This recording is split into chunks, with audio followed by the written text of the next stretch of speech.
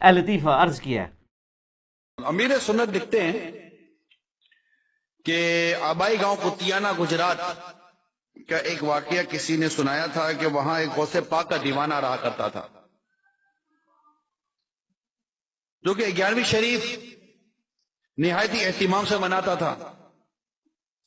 ایک خاص بات اس میں یہ بھی تھی کہ وہ سیدوں کی بے حد تعظیم کرتا، ننھے منھے سیدزادوں پر شفقت کا یہ حال تھا کہ انہیں اٹھا اٹھا کر پھرتا اور انہیں شیرینی وغیرہ خرید کر پیش کرتا۔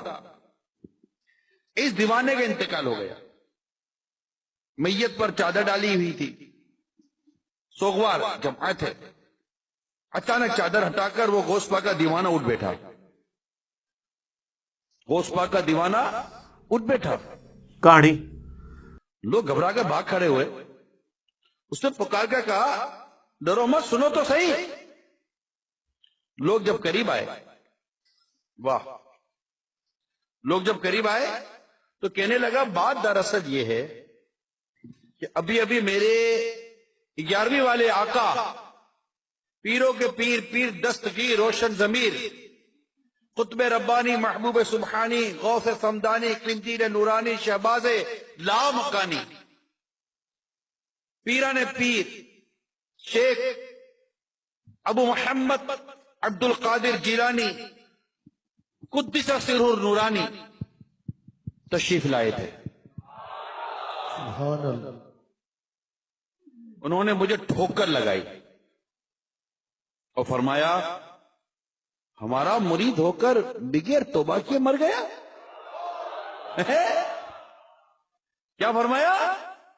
ہمارا مرید ہو کر بغیر توبہ کیے مر گیا؟ اٹھ اور توبہ کر لے۔ کہانی الحمدللہ عز و جل، مجھ میں روح لوٹ آئی ہے تاکہ میں توبہ کر لوں۔ اتنا کہنے کے بعد دیوانے نے اپنے تمام گناہوں سے توبہ کی اور کلمہ پاک کا ورد کرنے لگا۔ پھر اچانک اس کا سر ایک طرف ڈھلک گیا اور اس کا انتقال ہو گیا۔ نبی علیہ السلام نے پیچھے چھٹ گئے۔ اللہ کا ریپرزینٹیٹیو دنیا میں کون؟ پیغمبر۔ نبی علیہ السلام کو تو یہ کہا جا رہا ہے اپنے آپ کو آپ ہلاک کر لو گے اس غم سے کہ لوگ ایمان نہیں لا رہے، ٹھیک ہے؟ آپ کا تو کام صرف دعوت دینا ہے، جس کی مرضی قبول کرے نہ کرے۔ جو نبی غم سے ہلاک ہو رہا ہے اپنے آپ کو، فَلَعَلَّكَ بَاخِعٌ نَفْسَكَ عَلَىٰ آثَارِهِمْ إِن لَّمْ يُؤْمِنُوا بِهَٰذَا الْحَدِيثِ أَسَفًا، سورۃ الکہف کے شروع میں آتا ہے۔ دنیا بقدر ایفرٹ اللہ نے رکھی ہے، نگاہ مار کے کچھ بھی نہیں ہونا۔ نگاہ مار کے ہوتا تو سب سے پہلے ابو لہب کو حضور کلمہ پڑھاتے، حضور کا چچا تھا، سب سے بڑی ہرڈل بنا ہوا تھا۔ نگاہ کیا مانی؟ تبت یدا ابی لہب وتب نازل ہو گئی ہے، قیامت تک پڑھی جا رہی ہے، ٹوٹ جان تیرے ہاتھ، بدوائیں۔ اس طرح نہیں ہونا میرے بھائی، دنیا بقدر ایفرٹ ہے۔ بخاری اور مسلم دونوں میں حدیث ہے کہ نبی علیہ السلام کا ایک غلام تھا مدعم، جو سواری کا کجاوا کسا کرتا تھا، آپ کو سفر و عزم میں وضو کروایا کرتا تھا۔ خیبر کے موقع پہ ایک نامعلوم تیر اسے لگا اور وہ شہید ہو گیا۔ صحابہ نے کہا یہ تو سیدھا جنتی ہے۔ بالکل ٹھیک کہا، یہی گمان کرنا چاہیے تھا۔ اس سے بڑی کوئی سعادت ہو سکتی ہے کہ نبی علیہ السلام کی اتنی آپ کو یعنی قرب نصیب ہو۔ نبی صلی اللہ علیہ وآلہ وسلم نے فرمایا تم اسے جنت کی بشارت سنا رہے ہو، اور مجھے اللہ نے دکھایا کہ اس نے مال غنیمت میں سے صرف ایک چادر چوری کی تھی جو آگ کی اس کے اوپر ڈال دی گئی ہے۔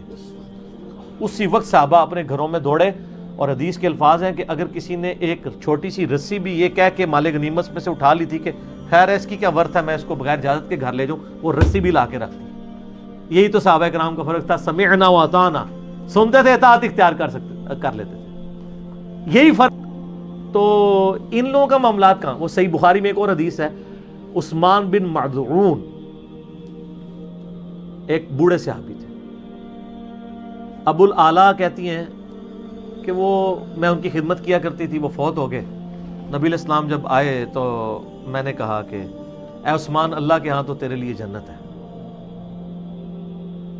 نبی علیہ السلام نے فرمایا کہ ام الاعلیٰ تمہیں کس طرح پتہ چل گیا کہ یہ جنت میں ہے؟ ہائے ہائے ہائے ہائے ہائے۔ اس کا جواب پتہ کیا بنتا تھا آج کے دور میں کہ یا رسول اللہ صلی اللہ علیہ وسلم، آپ کی امت کے تو ادنا ادنا اولیاء علم غیب جانتے ہیں، کشف القبور جانتے ہیں، جنت و دوزخ کے فیصلے کرتے ہیں، تو میں تو آپ کی صحابیہ ہوں، میں تو اولیاء کی سردار ہوں، میرے پاؤں کی خاک بھی اولیاء سے افضل ہے۔ تو مجھے نہیں پتا چلے گا نا اس زمانے سے عقیدے ہوندے ہی نہیں سن. ہائے ہائے ہائے ہائے, یہی ہوتا ہے نا. وہ ام العلا کہتی ہے میں اتنی شرمندہ ہوئی اور اتنی پریشان ہو گئی, اور نبی الاسلام نے اس پہ اکتفا نہیں کیا. آپ نے فرمایا اس کے بارے میں تمہیں کیسے پتا چل گیا؟